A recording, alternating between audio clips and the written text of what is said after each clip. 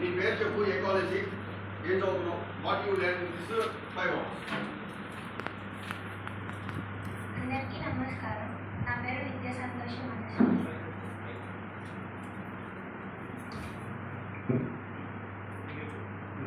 నేను Priyadarshini institute of technology and సైన్సెస్లో BTech 3rd year చదువుతున్నాను.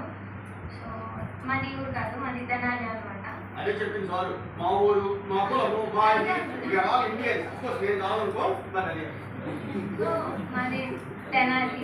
సో పర్టికులర్ ఈ వర్క్షాప్ కోసమే నేను మా ఇంట్లో ఫంక్షన్ ఉన్నప్పుడు కాదు సార్, మా ఇంట్లో ఫంక్షన్ ఉన్నప్పుడు వచ్చేసాను. సో ఈరోజు ఇంత ఒక డే స్పెండ్ చేసి నేను చాలా నేర్చుకున్నాను.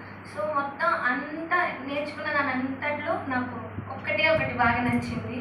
ఇందాక లంచ్ అయిపోయిన తర్వాత ఒక సాంగ్ ప్లే చేశారు కదా, శ్రీరంగం సీతారామ శాస్త్రి సార్ది. సో అందులో ఒక పర్టికులర్ 4 lines నాకు నచ్చాయి. నొప్పి ఎందున లేదు, జననమైన మరణమైన అడుగు అడుగున జీవనమైన నొప్పి ఎందున లేదు, నీ దేహం నీ నెత్తురు సత్తువ చాలదా, నీ సమస్యల్ని ఇంతకంటే సైన్యం ఉందా అని. సో ఈ ఎంటైర్ వర్క్షాప్ మొత్తంలో నాకు ఆ ఒక్క సాంగ్ చాలా నచ్చింది.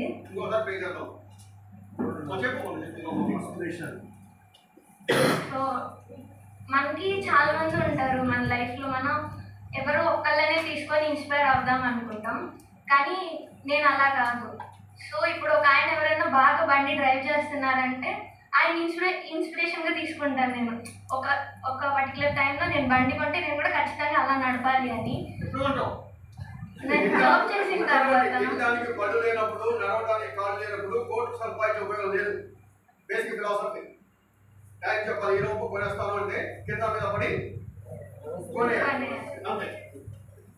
సో నేను అలానే వెంకట్ సార్ని చేసి ఇన్స్పైర్ అయ్యాను. ఏంటి అంటే ఇంతమంది మధ్యలో కాన్ఫిడెంట్గా నా రూల్స్ నా ఇష్టం అని చెప్పగలిగే ఆ పొజిషన్కి నేను వెళ్ళాలని అనుకుంటున్నాను. సో ఇవాళ నాకు ఇంకొక మంచి ఆపర్చునిటీ ఏం దొరికిందంటే, సో ఇక్కడికి వచ్చి ఈ వర్క్షాప్ గురించి మాట్లాడటం. సో నాకు సార్ మాట్లాడిందంటే ఒక చిన్న విషయం నచ్చలేదు అనమాట. ఏంటి అంటే పొద్దుపదాకా మీరు కెరియర్లో గ్రేట్ అవ్వాలి అంటే కూచిపూడి డాన్స్ నేర్చుకోవాలా అని అన్నారు. సో నేను కష్టపడి 12 years నుంచి నేను కూచిపూడి డాన్స్ నేర్చుకుంటున్నాను.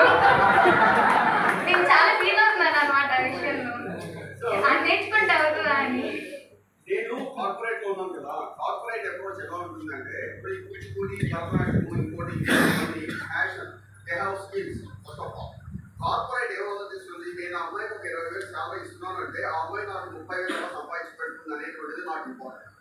That this topic is exclusively for professional, like personality development for graduates కాదు, పర్సనాలిటీ డెవలప్మెంట్ ఫర్ పర్సన్స్ కాదు, personality development for professional graduates. So graduates are ultimate goal is you want to get into corporate. Corporate లో వెళ్ళడానికి నేను ఇంట్లోకి వెళ్ళి నేను ఆ Kuchipudi dance 12 సంవత్సరాలు నేర్చుకున్నాను అన్నాం అనుకోండి, అయితే నువ్వు యామిని కృష్ణమూర్తి లాగాను లేకపోతే ఇంకోలా చేయగలిగారు అనుకోండి, I really appreciate it. Publicity award కూడా గవర్నమెంట్ ఇచ్చేస్తుంది. లేనప్పుడు ఫ్యాషన్ గానే ఉండాలి. కాకపోతే ఆ అమ్మాయి ఫీల్ అయింది కాబట్టి ఐఎమ్ వెరీ సారీ. ఈసారి నుంచి కూచిపూడి అనుకుంటే భరతనాట్యం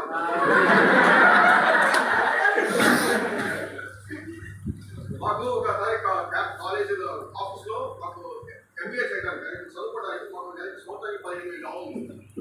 ఇలానే ఒక అమ్మాయి బ్లాక్ గోల్డ్ వచ్చింది. I want to do my MBA programme, masters programme చేస్తాను, మీరు ఫండింగ్ ఇస్తారా, ఏ ప్రోగ్రామ్ చేస్తారా HR. I want to do subsidy in cooking అని చెప్పి హెచ్ఆర్ ఏమన్నా తెలుసా, as per rules we need to give that funding, but you need to justify how this cooking certificate is helps to improve performance of this job. అర్థమైందా? నేను చెప్పింది అర్థమైనా? ఇస్తాం ఇవ్వాలి కాబట్టి, కాకపోతే నువ్వు ప్రూవ్ చేసుకోవాలి నీ కుకింగ్ సర్టిఫికేట్ వల్ల నా ఇంప్రూవ్మెంట్ పెరిగింది అని చెప్పేసి రావాలి, చేయగలవా.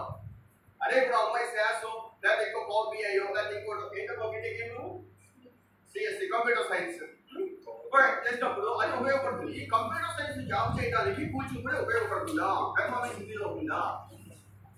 We are corporate, no personal. అర్థమైందా? సో ఏదో ఉందో కాబట్టి నేను సారీ చెప్తున్నాను. సారీ చెప్పడం అనేది నాకు అసలు ఇష్టంలో ఉండదు డెఫినెట్గా. ఎందుకంటే బ్రిటిష్ వాళ్ళు పోతూ మనకి సారీ చెప్పి వెళ్ళిపోతారు. అదే మనం ఏమైనా సారీ అంటాం ఫస్ట్ ఆఫ్ ఆల్. ఎందుకంటే అమ్మాయి చిన్న అమ్మాయి కదా, ఫీల్ అయిపోతుంది, ఎప్పటి నుంచి డ్యాన్స్ కనుక మానేస్తుంది.